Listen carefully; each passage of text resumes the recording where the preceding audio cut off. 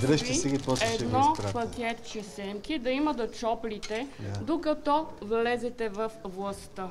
Подарявам ви ги безплатно. Ето, заповядайте. Не, благодаря.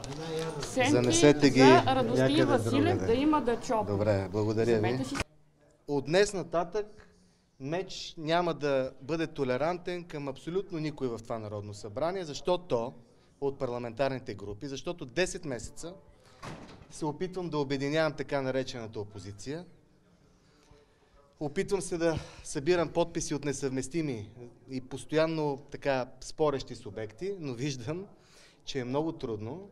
Поради едни или поради други причини, едни не искат да кажат истината за един, друг крият за друг, трети ги е страх от трети, четвърти от четвърти.